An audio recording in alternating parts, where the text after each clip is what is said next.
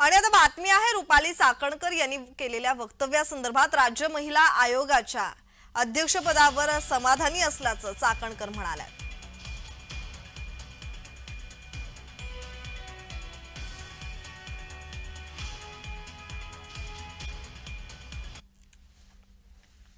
आदरणीय दादा, आदरणीय फडणवीस साहेब, आदरणीय एकनाथ शिंदे साहेब हे सगळे दिल्लीत असणार आहेत आणि दिल्लीतल्या चर्चेमध्ये जे काही चर्चेतून बाहेर येईल ते आपल्यापर्यंत पोहोचेलच। त्याच्यामुळे मला विश्वास आहे आज किंवा उद्यापर्यंत आपल्यापर्यंत या सगळ्या बातम्या व्यवस्थित पोहोचतील। काही काल प्रफुल्ल पटेल असेल किंवा असल्याने अमित शहाची भेट घेतली, अजूनही अजितदादा मुख्यमंत्री होतील अशी आशा आहे का? कारण त्या भाजपकडून जवळपास फडणवीसांचं नाव निश्चित झालं।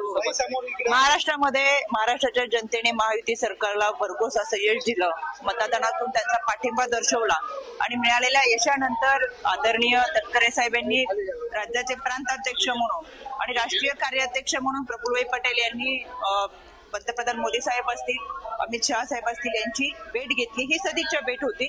साहजिकच या यशाबद्दल अभिनंदन करत आणि पुढच्या कार्यासाठी शुभेच्छा देत ही भेट त्यांनी घेतलेली आहे।